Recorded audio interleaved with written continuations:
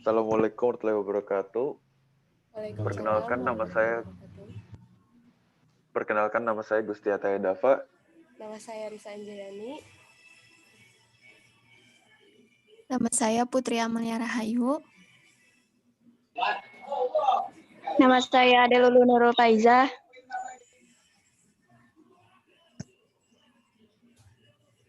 Lubna. Dan rekan kita bernama Lubna Bina Sabil. Hari ini kita akan mempresentasikan tentang dinamika peradaban global dan problematika peradaban global pada kehidupan manusia. Yang pertama akan dibacakan oleh Risa Anjayani. Silakan Risa. Terima kasih Gusti. Materi yang akan dibahas yaitu dinamika peradaban global. Secara umum, peradaban global dapat diartikan sebagai perkembangan budaya yang menjadi ciri khas dan milik suatu masyarakat secara menyeluruh. Peradaban global juga diartikan sebagai sebuah tahapan tertinggi dari kemajuan budaya atau yang sering disebut dengan evolusi budaya yang membedakan manusia beradab dengan manusia yang tidak biadab. Jadi di sini tuh peradaban itu berasal dari kata bahasa Arab ya, yang artinya tuh sopan santun, tata krama, dan perilaku. Sehingga peradaban adalah segenap perilaku sopan santun, tata krama yang diwujudkan oleh setiap umat manusia dalam setiap harinya atau kesehariannya. Selain itu, peradaban juga sering dikaitkan dengan kebudayaan, karena pada hakikatnya adalah hasil cipta rasa, karasa, dan manusia dan memenuhi kebutuhan hidupnya. Kemampuan manusia atau akal manusia akan menghasilkan pengetahuan, sehingga pengetahuan sendiri akan bisa membedakan mana yang baik dan mana yang buruk, mana yang sopan dan yang tidak, mana yang berhak untuk ditunjukkan yang tidak, sehingga akan berkaitan dengan peradaban.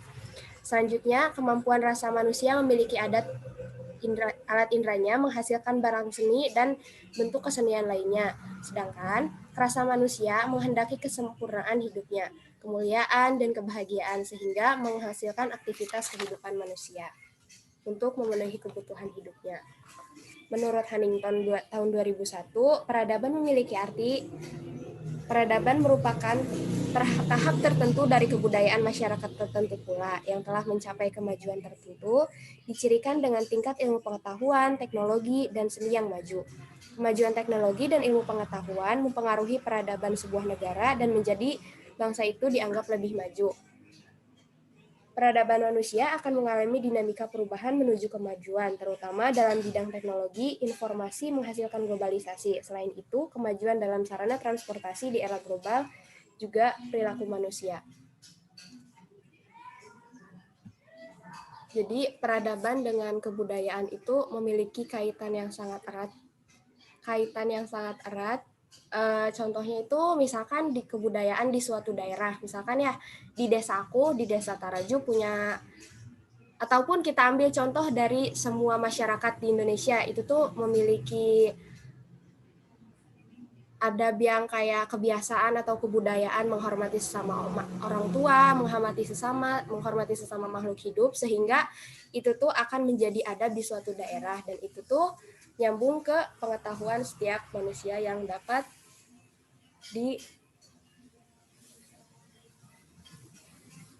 dilakukan di kehidupan sehari-hari. Terima kasih. Ya, selanjutnya akan dibacakan oleh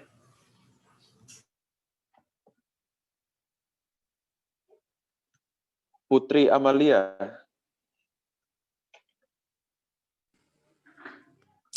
Baik, terima kasih Gusti. Saya akan membacakan yaitu yang kedua, problematika peradaban pada kehidupan manusia. Peradaban adalah sebuah istilah yang digunakan untuk menyebutkan bagian-bagian atau unsur kebudayaan yang dianggap halus, indah, dan maju. Faktor utama dalam perubahan ini adalah globalisasi. Globalisasi menciptakan berbagai tantangan dan permasalahan baru yang harus dijawab, dipecahkan dalam upaya memanfaatkan globalisasi untuk kepentingan kehidupan. Negara-negara maju lebih didominasi oleh negara-negara Eropa Barat dan Amerika Serikat, karena memang kemajuan teknologi negara-negara tersebut lebih cepat dibanding dengan negara lain. Problematika peradaban.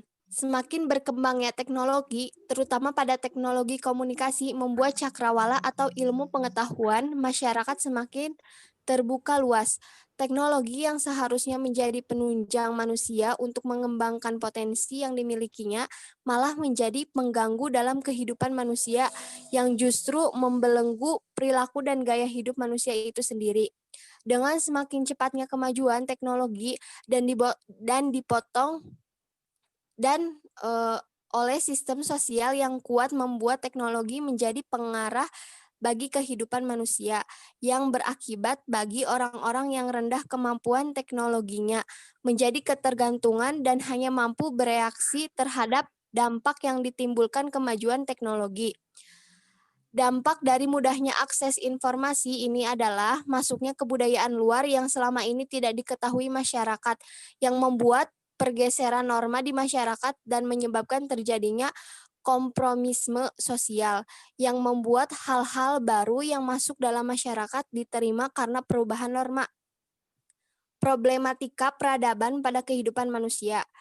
Perbedaan mencolok dari peradaban yang dianut oleh manusia terletak pada tingkat intelektual, perasaan keindahan, penguasaan teknologi, dan tingkat spiritual yang dianutnya.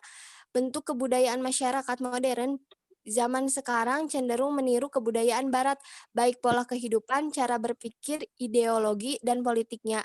Hal ini membuat perkembangan mereka meninggalkan konsep masyarakat tradisional. Meskipun struktur masyarakat modern yang cenderung kebaratan ini sangat rapuh bila dibandingkan dengan masyarakat tradisional, namun mereka menguasai sektor-sektor penting dan strategis dalam kehidupan. Sudah. Ya, terima kasih buat Putri Amalia. Selanjutnya akan dibacakan oleh Lulu. Silakan, Lulu. Gelombang perubahan peradaban umat manusia menurut Alvin Toffler. Alvin Toffler menganalisis gejala-gejala perubahan dan pembaharuan peradaban masyarakat akibat majunya ilmu dan teknologi. Dalam bukunya The Third Wave, ia menyatakan bahwa gelombang perubahan peradaban umat manusia sampai saat ini telah mengalami 3 gelombang, yaitu gelombang 1, peradaban teknologi pertanian berlangsung mulai 800 sebelum Masehi sampai 1500 Masehi. Gelombang 2, peradaban teknologi industri berlangsung mulai 1500 Masehi sampai 1970 Masehi. Gelombang 3, peradaban informasi berlangsung mulai 1970 Masehi sampai sekarang. Setiap gelombang peradaban tersebut dikuasai oleh tingkat teknologi yang digunakan. Gelombang pertama dikenal dengan revolusi hijau. Dalam gelombang pertama ini, manusia menemukan dan menerapkan teknologi pertanian. Gelombang kedua adalah adanya revolusi industri, terutama di negara-negara barat, yang dimulai dengan revolusi industri di Inggris. Gelombang ketiga merupakan revolusi informasi yang ditandai dengan kemajuan teknologi informasi yang memudahkan manusia untuk berkomunikasi dalam berbagai bidang. Ada juga menurut John Naisbitt menyatakan bahwa globalisasi memunculkan perubahan-perubahan yang akan dialami oleh negara-negara di dunia. Perubahan-perubahan tersebut antara lain perubahan dari teknologi yang mengandalkan kekuatan tenaga ke teknologi yang canggih, perubahan dari ekonomi nasional ke ekonomi dunia. Nah, berdasarkan pendapat-pendapat di atas, dapat diketahui bahwa peradaban manusia mengalami perubahan dan perkembangan menuju kemajuan. Terima kasih. Terima kasih untuk Lulu. Selanjutnya akan dibacakan oleh Lubna. Nah, yang ketiga ada majunya sebuah negara mengakibatkan, yang pertama itu ada pengaruh globalisasi. Globalisasi sebagai fenomena abad sekarang memberi implikasi yang luas bagi semua bangsa dan masyarakat internasional dengan didukung teknologi komunikasi dan transportasi yang canggih. Dampak globalisasi akan sangat luas dan kompleks. Pengaruh globalisasi terhadap ekonomi antara lain menguatnya kapitalisme dan pasar bebas. Pengaruh globalisasi terhadap sosial budaya adalah masuknya nilai-nilai dan peradaban lain. Globalisasi juga memberikan dampak terhadap pertahanan dan keamanan negara. Yang kedua itu ada efek globalisasi bagi Indonesia. Globalisasi telah melanda kehidupan berbangsa dan bernegara Indonesia. Globalisasi telah memberikan pengaruh besar dalam kehidupan bersama, baik pengaruh positif maupun pengaruh negatif. Adapun aspek positif globalisasi antara lain sebagai berikut. Pertama, kemajuan teknologi komunikasi dan informasi mempermudah manusia dalam berinteraksi. Yang kedua, kemajuan teknologi komunikasi dan informasi mempercepat manusia untuk berhubungan dengan manusia lain. Yang ketiga, kemajuan teknologi komunikasi, informasi, dan transportasi meningkatkan efisiensi. Yang keempat, aspek negatif globalisasi. Itu tadi yang terakhir. Ya, terus ada aspek negatif globalisasi.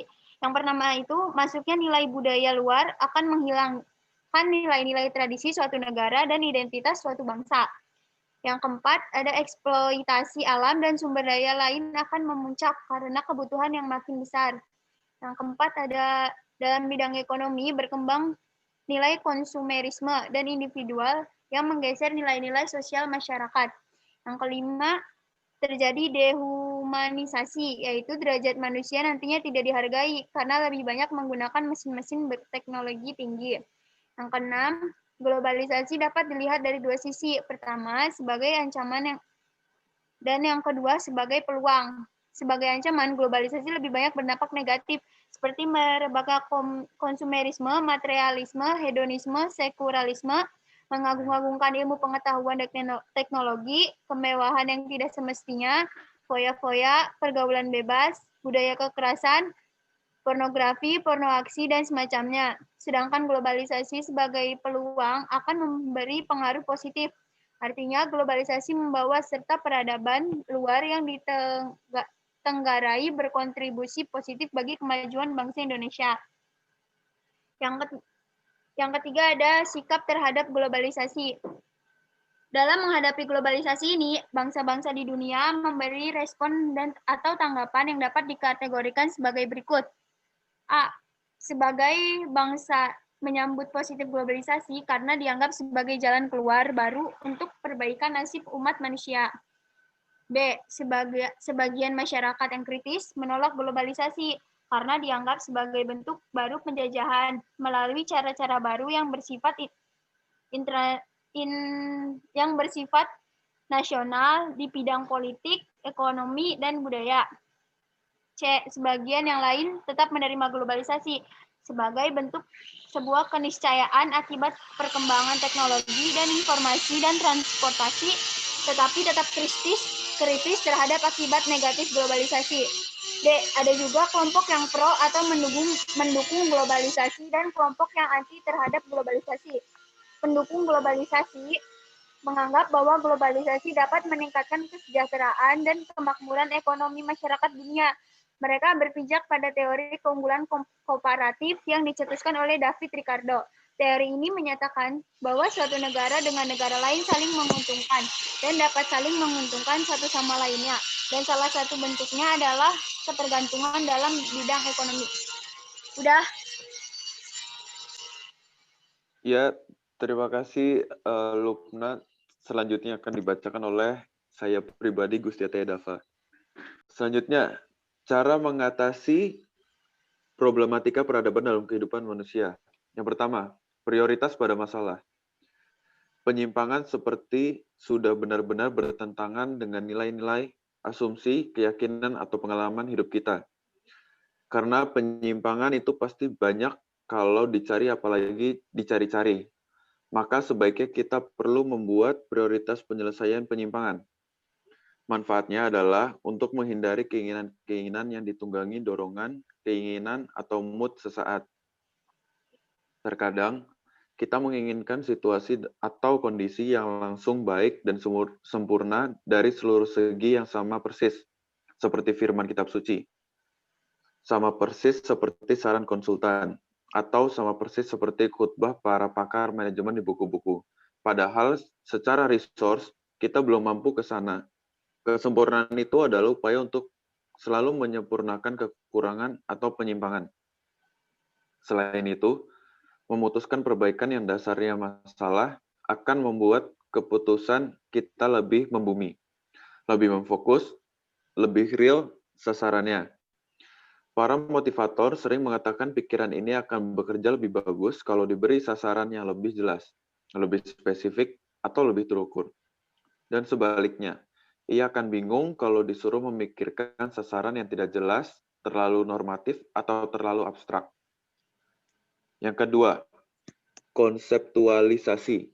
Agar kemauan kita itu menjadi pemahaman bersama, kita perlu mengkonsepkannya, menyatakannya dalam bentuk pedoman yang bisa dipahami orang lain. Beberapa organisasi memang telah memiliki rumusan tertulis dari nilai-nilai yang diinginkan untuk terwujud dalam praktek. Tetapi ini masih banyak juga yang belum memiliki. Selain bisa menjadi instrumen pemahaman bersama, rumusan tertulis juga akan menjadi pedoman perlakuan. Ini supaya jangan sampai kita tidak care terhadap penyimpangan dan tidak care pula terhadap prestasi atau performansi kerja sebagai orang. Jangan sampai karyawan memendam kesimpulan jika kita menginginkan budaya yang positif dan lingkungan kerja yang mendukung, kita pun perlu mendukung, memberi reward orang yang sudah menunjukkan dukungannya. Dan pada saat yang sama, kita pun perlu memberikan punishment kepada orang yang terbukti menunjukkan penyimpangannya. Kelemahan kita, terkadang kita menginginkan kebaikan, tetapi kurang appreciate pada orang yang baik dan lemah, atau ignorance, tidak peduli acuh tak acuh menghadapi orang yang tidak baik. Yang ketiga, membuka fasilitas dan peluang pembelajaran. Pengalaman kita bersama menunjukkan bahwa untuk membuat orang melakukan sesuatu, ini membutuhkan effort yang jauh lebih banyak dibandingkan dengan membuat orang yang tidak tahu menjadi tahu. Yang terakhir, ini cukup dengan diberitahu melalui mulut atau tulisan. Adapun untuk yang pertama, apalagi jika yang kita inginkan menjadi budaya, pasti tidak cukup dengan identifikasi masalah prioritas dan konseptualisasi keinginan. Budaya menyimpang perlu diluruskan melalui proses belajar yang benar, agar hasilnya benar. Esensi mendasar dari prinsip pembelajaran ini adalah memperbaiki keadaan, mengubah ke arah yang lebih baik, dengan cara melakukan sesuatu berdasarkan masalah yang muncul dengan berbagai cara yang mungkin. Intinya, kita tidak melihat penyimpangan budaya yang terjadi sebagai sebuah kesimpulan akhir, melainkan sebagai sebuah proses untuk diperbaiki. Kita tidak melihat penyimpangan sebagai penyimpangan, tetapi sebagai isyarat untuk melakukan perubahan dan pengembangan. Adapun bentuk fasilitas itu bisa kita sesuaikan berdasarkan keadaan, kemampuan, dan keinginan. Pokoknya, apapun fasilitas yang bisa menyentuh orang untuk terdorong memperbaiki keadaan, dirinya, orang lain, dan lingkungan, itu perlu kita buka dari mulai yang paling mahal sampai yang paling gratis menurut ukuran kita. Ini misalnya saja, training, konseling, coaching, teaching, dialog, pertemuan rutin, pengawasan langsung, pengarahan, dan lain-lain. Keempat, kemajuan iptek bagi peradaban manusia. Secara harfiah, teknologi dapat diartikan pengetahuan tentang cara. Pengertian teknologi sendiri menurutnya adalah cara melakukan sesuatu untuk memenuhi kebutuhan manusia dengan bantuan akal dan alat, sehingga seakan-akan memperpanjang, memperkuat, atau membuat lebih ampuh anggota tubuh, panca indera, dan otak manusia. Kemajuan teknologi adalah sesuatu yang tidak bisa kita hindari dalam kehidupan ini, karena kemajuan teknologi akan berjalan sesuai dengan kemajuan ilmu pengetahuan. Setiap inovasi diciptakan untuk memberikan manfaat positif bagi kehidupan manusia, memberikan banyak kemudahan, serta sebagai cara baru dalam melakukan aktivitas manusia. Khusus dalam bidang teknologi, masyarakat sudah menikmati banyak manfaat yang dibawa oleh inovasi-inovasi yang telah dihasilkan dalam dekade terakhir ini. Namun, demikian, walaupun pada awalnya diciptakan untuk menghasilkan manfaat positif, di sisi lain juga memungkinkan digunakan untuk hal negatif. Sekian dari saya. Ya, sok yang mau bertanya silahkan. Iya, mangga yang mau bertanya dipersilahkan. Gus, Iya, mau gimana? nanya, saya Raihan Iya, dari siapa ini? kelompok 1 ingin Iya, bertanya. Iya, Silahkan. gimana? Dinamika peradaban global yang terjadi di Indonesia tuh ada apa aja yang jelasnya dan ada masalah apa di dalam dinamika perubahan global itu, peradaban global itu. Terima kasih. Gimana? Jadi Diulang. Jadi dinamika peradaban global tuh kan pasti terjadi di Indonesia nih. Nah itu tuh di dalamnya ada apa aja dan ada masalah apa aja dan jelaskan secara rinci. Terima kasih. Iya, baik. Terima kasih, Rehan. Izin menjawab pertanyaan Rehan ya. Iya, silahkan. Jadi kan peradaban sendiri itu memiliki arti dari setiap sikap manusia yang sopan santun ya. Jadi perbuatan atau keseharian setiap manusia. Sejauh ini yang saya tahu peradaban global yang di Indonesia itu tidak terjadi ya, maksudnya kayak masih ada gitu loh peradaban-peradaban yang dulu masih terjadi di Indonesia ataupun yang sudah dilupakan. Contohnya kebiasaan-kebiasaan budaya yang terjadi di Indonesia kayak kebiasaan yang dulu animisme dan dinamisme itu masih sangat kental ya, terutama di Bali, Jawa dan sekitarnya. Untuk sejauh ini selama berkembangnya pendidikan di Indonesia itu banyak juga orang yang sadar akan bahwa kebudayaan itu tidak masuk ke dalam pengetahuan. Jadi ada sebagian masyarakat yang meninggalkan peradaban kebudayaan yang dulu dan ada yang tetap masih mempertahankan karena untuk menghargai para leluhurnya sebelumnya. Sedangkan kalau misalkan peradaban di globalisasi itu sangat pesat ya, karena dulu Indonesia tuh tidak terlalu paham akan adanya globalisasi, terutama di bidang informasi, teknologi, dan pengetahuan. Untuk sejauh ini, Indonesia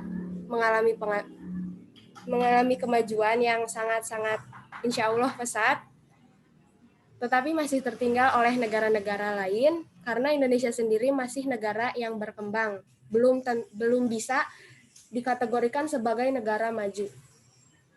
Bagaimana, Rehan? Apakah pengaruh dari peradaban global itu tuh termasuk ke pengaruh westernisasi yang ada di Indonesia itu?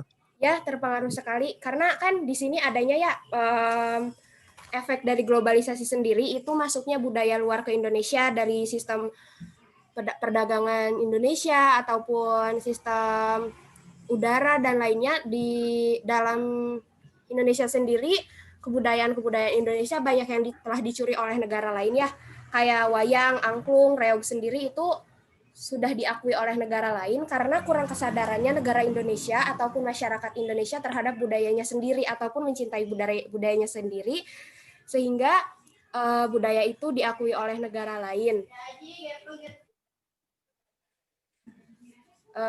Selain itu juga ekonomi yang masuk di Indonesia, di Laut Indonesia sendiri menjadi jalur perdagangan dunia ya, sehingga banyak sekali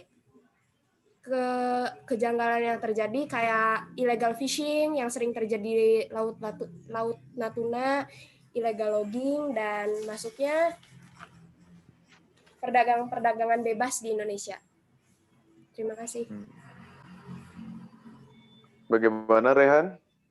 Udah cukup. Terima kasih buat yang sudah menjawab. Ya. Ya, sama-sama. Iya, terima kasih untuk pertanyaannya. Ada lagi yang ingin bertanya? Sepertinya sudah cukup ya. Iya, sekian dari kelompok kami. Kurang lebihnya mohon dimaafkan. Wassalamualaikum warahmatullahi wabarakatuh. Waalaikumsalam warahmatullahi wabarakatuh.